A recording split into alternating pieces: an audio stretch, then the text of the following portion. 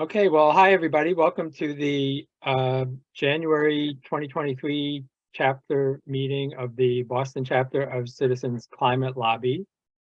Tonight, we're very pleased to have Kaylee Cunningham with us. Kaylee is a first-year PhD student at the Massachusetts Institute of Technology, where she studies nuclear science and engineering with a concentration in material science. She received a bachelor's degree in nuclear engineering from the University of Florida in 2022, where she served as president of the university's American Nuclear Society chapter. She has a number of other activities and honors that I'm not going to go into right now, so we can get right to the speech, but I'll just mention that she has over 78,000 followers on TikTok for her videos advocating for and educating about nuclear energy. And tonight, Kaylee will discuss the role nuclear energy will play in the fight against climate change. So Kaylee, the floor is all yours. Awesome. Thank you so much for having me, Gary, and reaching out. I'm excited to be here and excited to see so many people here, here to fight climate change, right? So let's talk about nuclear energy. If you're not familiar or you don't know much about nuclear, my favorite way to explain it is that nuclear is basically magic hot rocks that boil water, right? Way oversimplification, but really we're using different types of ores or kind of rocks that naturally exist. We're enriching them using some chemical processes, and we're putting them next to each other so they get really, really hot and boil water to generate steam and turn a turbine. The age-old kind of energy steam production. Fundamentally, on the sciencey level, what we're doing there is splitting atoms. Right? So the commercial reactors that are currently operating in the United States right now are focused on splitting atoms in half, right? That's the difference between fission, which is splitting those atoms in half, what we do now, and fusion, fusing them together, which is the cool, exciting new technology that MIT is working to develop. So let's go into some common misconceptions. A lot of people have this assumption that nuclear has a huge carbon footprint, but nuclear energy actually has a pretty small carbon footprint, even a smaller carbon footprint than that of solar energy. To give you some specific numbers, coal's carbon footprint is over 1,050 grams of CO2 per kilowatt hour. Gas is around 450, so about half of that, grams of CO2 per kilowatt hour. And looking at solar power, that's about 50 grams of carbon dioxide per kilowatt hour. So we're getting smaller, and solar definitely is impressive, but nuclear's carbon footprint is on average 50 to 20 grams of carbon dioxide per kilowatt hour, which is one of the smallest, the second smallest compared to wind, which is 11 grams of CO2 per kilowatt hour. So even though solar and wind power are awesome, and we are absolutely advocating for the use of them to get rid of those nasty fossil fuels, nuclear has a pretty significant reduction in carbon footprint that can't really be ignored. Another concern or common misconception, a lot of people assume that you get tons of, radiation exposure from living next to a nuclear power plant. But the reality of that is that it's just not true. You actually get more radiation from sleeping next to another human being, because you, me, everybody around us, we are all radioactive. Bananas are radioactive. Smoke detectors are radioactive. Cigarettes are radioactive. All these common everyday objects have radioactive materials in them. Nuclear power plants are actually known for having a lower background or baseline level of radiation than that occurs just naturally in the environment day to day.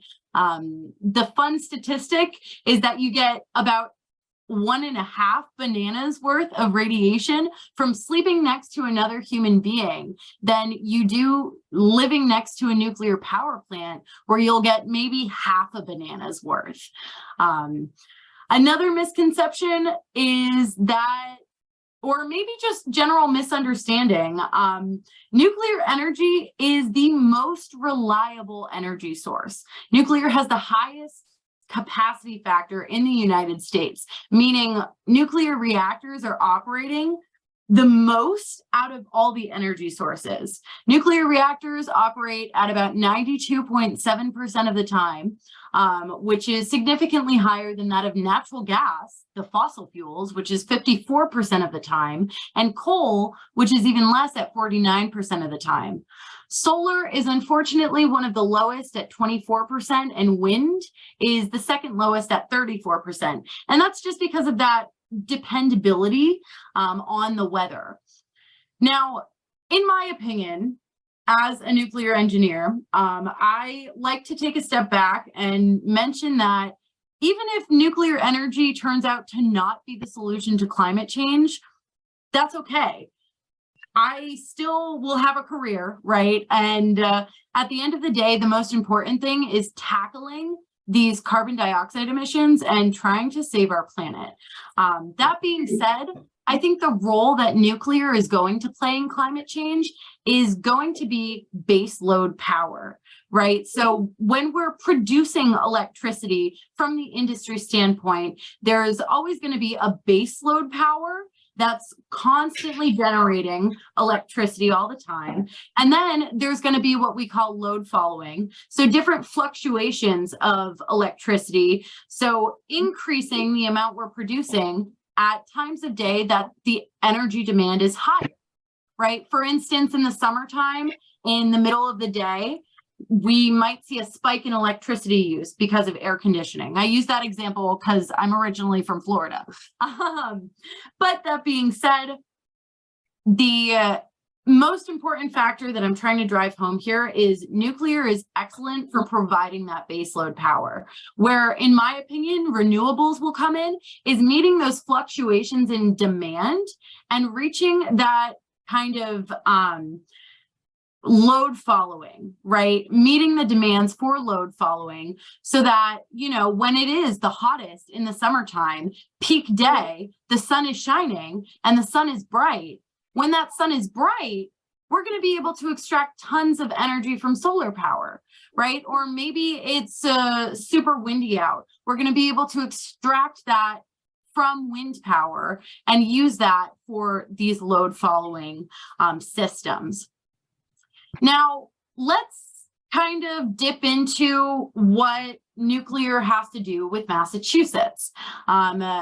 So the last operating nuclear power plant in the state of Massachusetts was the Pilgrim Nuclear Power Station, which shut down, unfortunately, in May 2019, after 47 years of generating clean electricity.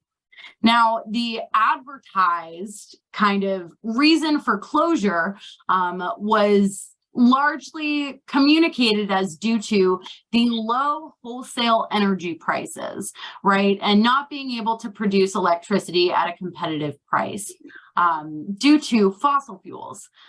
That being said, there was also kind of a lesser known organization that formed, if you all are familiar, the Plymouth County Nuclear Information Center, or PICNIC.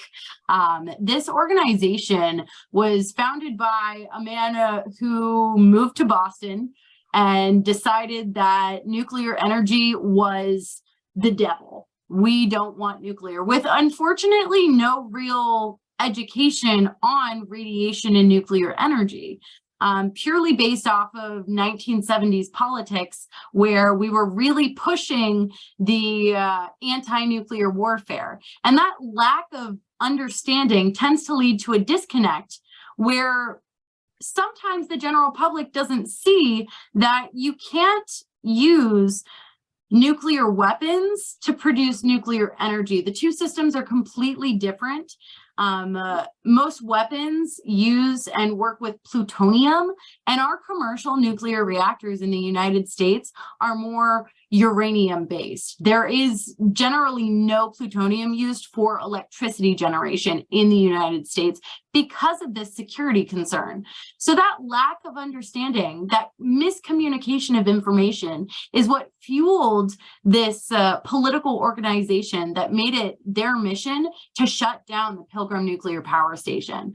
Now, unfortunately, they were successful in that, and the power station shut down. Now, the unfortunate kind of consequence of that is to meet the electricity demand that was lost by operating this nuclear power plant, 3 natural gas plants were opened. That stinks because we're talking about more carbon dioxide emissions, right? Natural gas, we're looking at, as I said before, 450 grams of CO2 per kilowatt hour. Nuclear was only 15 to 20 grams, right? That's an order of magnitude. I'm sorry if I sound too much like a scientist or an engineer, but that's a huge difference in CO2 emissions. And that was 1 nuclear power plant. This is 3 gas plants. So take that 450 and multiply it by 3. We're looking at almost 1,500 grams of carbon dioxide that's being emitted per kilowatt hour that's generated because we shut down this nuclear power plant. Now, one of the big problems in nuclear, right? A lot of times we hear, oh, well, why aren't we building more nuclear reactors? What's going on? And we're, as climate change progresses, starting to kind of engage in this, what we're calling a second nuclear renaissance. So there's a lot of push to pursue nuclear as a solution, even if it's a temporary solution, to climate change. And so we have tons of researchers and engineers like myself that are working on new nuclear technology and nuclear reactor designs. These new designs are super exciting and 10 times safer than the reactors we already have operating. Unfortunately, there's no licensing framework to regulate these new designs. Now, the Senate passed Senate Bill number 512, the Nuclear Energy Innovation and Modernization Act. This was passed. It became law in 2019. It was proposed in 2017.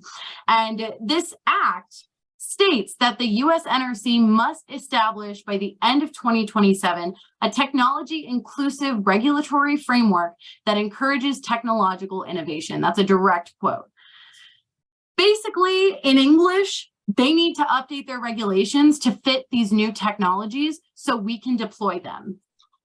It is now 2023. It has been 3 years, and the Nuclear Regulatory Commission has accomplished nothing. That is mind-blowing and, quite frankly, frightening, because nobody in Congress is holding the NRC accountable to update these regulations so we can deploy this new technology and start building these new reactors and decrease our carbon footprint. You know, one of the things I like to say, we love electrifying the grid and switching to electric vehicles, but the electricity for all of these electrical devices has to come from somewhere. And if it's coming from more carbon dioxide producing sources like coal or natural gas, then we're not actually making a huge difference. And that's a problem. If we can replace those plants with nuclear power plants, then we'll start to see a decrease in our emissions. And that's the goal that we should be striving for. So how can you help? At the end of the day, we need more people to spread the good word that is nuclear, right? I advocate on TikTok so that I can help work towards erasing the unfortunate stigma behind nuclear energy. And we need more people lobbying for nuclear in Congress and pushing things like this Senate Bill 512 to be held to a different standard and force the NRC to be held accountable and to actually update their regulations. And that's just one of the issues that we face in the industry when it comes to this development and deployment of new reactors. And I know that was a waterfall of information that I just dumped on you all. So I'm going to pause here and give an opportunity for you all to ask questions, whether they be technical, political, about what I ate for breakfast, whatever it be. I'm just going to pause here for a second. Kaylee, thanks for your comments. I'll just kick things off by asking, what do you think it is that's holding the NRC back from writing their new regulations? So if I'm being totally candid, having worked at the NRC, I did an internship working in risk assessment and new reactor licensing and development back in 2021. And unfortunately, there's a very sort of old mentality at the NRC that sort of the mentality is no risk is good risk and no risk is no nuclear reactors. So there's kind of this culture around, well, if we don't license the new reactors, there's no risk, so we're doing our job well, right? And that's unfortunately not a great mentality or framework to be pursuing. I think that's at the very core, one of the main problems. And again, we just don't have a ton of young faces coming in to replace the retiring generation. There was a pretty significant gap in the workforce, and about 70% of the NRC is in the age range of 50 to 75. So unfortunately, we have a pretty substantial gap in young people coming in to replace the people that are retiring, which slows things down as well. Ray. Hi, Kaylee. Very, very interesting, and congratulations on your TikTok influence. That's Thank you. Great. That's great. So I understand that the future of nuclear is much smaller installations, call them plants, whatever. I hear you talking about big nuclear plants. Could you give some context about the much smaller, which I understand is technically feasible, but requires levels of investment that may be complex. So I'm sure you have something intelligent about that I can't. Thank you. Yeah, absolutely. And that's my apologies for not clarifying. One of the new technologies that the NRC has to license includes these small modular reactors. We call them SMRs. So these SMRs are essentially the same technology that we currently have, which reduces the hurdle of regulation, but there's still some negotiation that has to be done with the NRC from that standpoint. So what these SMRs are essentially tiny versions of these large scale massive nuclear reactors. Now, what companies like NuScale and TerraPower, and I believe UltraSafe Nuclear Corporation, these are the three big players in these small modular reactor development. What these companies are striving to do with these smaller reactors is make the reactors manufacturable. So each piece that goes into producing the nuclear reactor can be custom built, or doesn't have to be custom built. It can be mass produced. And by mass producing these parts, we're significantly reducing the cost of constructing a new nuclear power plant. Now, on top of that, again, when we're dealing with licensing obstacles, now we're only licensing a smaller reactor, but the same basic reactor technology, right? Boiling that water to generate steam. So keeping those kind of things in mind is the strategy that these companies are utilizing to push forward and overcome the economic and regulation hurdle or obstacle. So when it comes to the regular nuclear reactors and the difference between the two, the reactors we currently have operating, right, and formerly Plymouth, Pilgrim Nuclear Power Station, That nuclear power plant and all the other ones we have in the US are massive reactors that have to have each part custom built and custom made.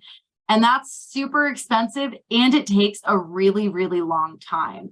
The reactor pressure vessel, which is a very large component of the reactor, can only be made in either China or Russia. Those are the only two countries that we can make. Obviously, that presents an obstacle for homeland security and a problem with that.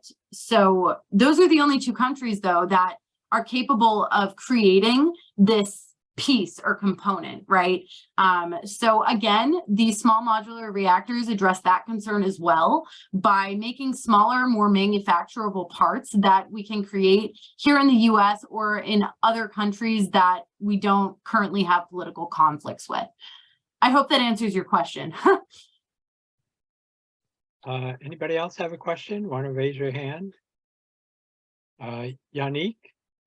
I just had a quick question, which was just to follow up on, thank you for answering that, was in terms of like the scalability that you were talking about, is there a kind of safety concern that goes along with the scalability issue of what you're from Florida, so you might know like a place like Turkey Point, or like Pilgrim used to be, you know, a very secure power plant versus scaling down and having that be a safety risk?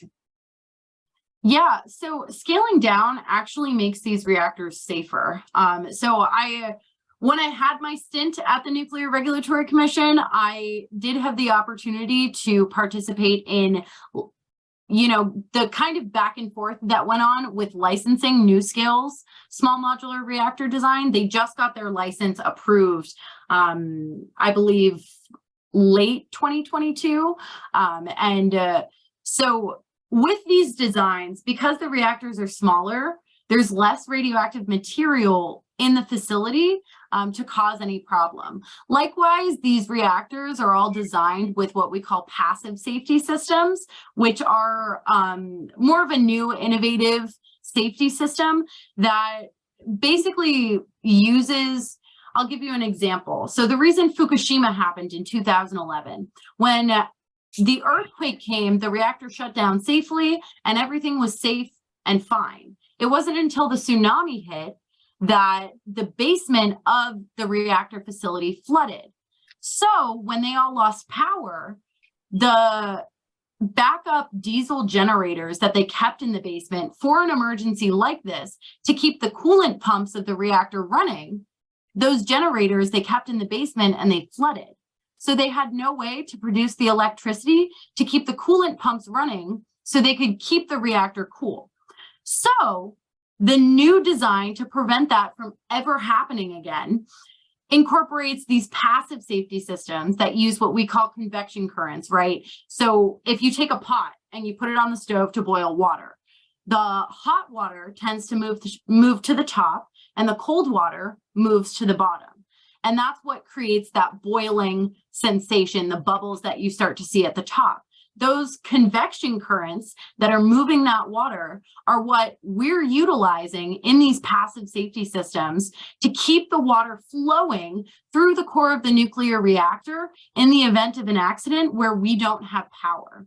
So we're relying on convection currents, which is basically like gravity. Never going to fail, right? One of those things, you're always going to be on the earth. You're always going to be on the ground. Gravity won't fail. Convection currents won't fail. And that will circulate the water through the reactor to keep it cool.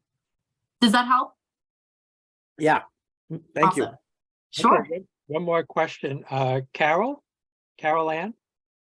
I was also going to ask about safety because, again, and I've lived in the Boston area for a long time, and I heard safety concerns about Pilgrim in Plymouth and thought that was the main reason why it was shut down. And so maybe you could address that and help me feel, even I understand that smaller is better because it has less radioactive materials, but it still has some. And it seems like the potential risk is great, even if it's safer in my old-fashioned mind. So I'd love to help you market this to other senior citizens on the Cape, because we need to do something drastic, but I need a little more confidence and ammunition in my marketing. Yeah, absolutely. So for instance, what a lot of people are concerned about, you know, in the event of an accident, or say in the event of a terrorist attack, God forbid, in any of these situations, nuclear power plants have what we call containment, and they have 3 layers of containment. And this containment is built and designed so that even a plane crashing into the outer layer of containment, the outer structure of the building, a plane crash will not damage this building. These have been tested and tested and tested again and experimented on to make sure the structural materials building these facilities cannot be damaged. So that limits any of those concerns. And when we're talking about just living near the plant day to day, like I said in my talk, you know, you get more radiation from spending the night next to your significant other, right? Sleeping next to your wife or husband, you're going to get more radiation than you do just living next to the nuclear power plant. And did you have something else? Yeah, what I had heard about Pilgrim was that they hadn't spent the money to maintain it. And so that over time it had gotten less and less safe. So I heard you before, but I still no, naturally. And it's not just the people right beside it, right? If it anything leaks into the water supply, or I don't know. Yeah, no, absolutely. And so something to keep in mind, the primary reason they did shut down was because economically it wasn't competitive for them to stay open. Fossil fuels were cheaper, plain and simple. They did have some maintenance problems throughout the years that I am aware of and found when I started digging into this and preparing for this talk. And the facilities over time were cleaned up and maintained and managed. And so the Nuclear Regulatory Commission, as strict as they are, they're also the world's gold star standard for reactor safety and reactor regulation. So they came to this facility, and keep in mind, their mentality is no nuclear is risk-free nuclear. So no nuclear, they're on a mission to shut power plants down. And when they came to tour and visit this nuclear power plant, they have what they call on-site inspectors. So they're inspectors and representatives from the commission that will live on site for 6 months at a time, and then they'll rotate out. And these inspectors approved this power plant for operation through the early 2030s. So they basically gave the stamp of approval for the nuclear reactor to continue to safely operate until 2032. And then it would have to be inspected by the Regulatory Commission again. So if that maybe alleviates some of your concern, and I'm also happy to drop my email in the chat if anyone has more questions. Let me just do that because I'm always happy to talk about this. Maybe does that help? Kaylee, I'm going to say that was great. Alan and David, if you could drop your questions into the chat or send Kaylee an email with your questions. What I'd like to do is move to the rest of our meeting right now. But Kaylee, it's been great having you. I really appreciate your comments, and I hope we'll be hearing more from you in the future. Yeah, absolutely. Thank you again for having me. And yeah, feel free to drop me an email so I can get to those other questions. Thank you, everyone. Okay, bye now. Thanks so much. Yeah, thank you very much.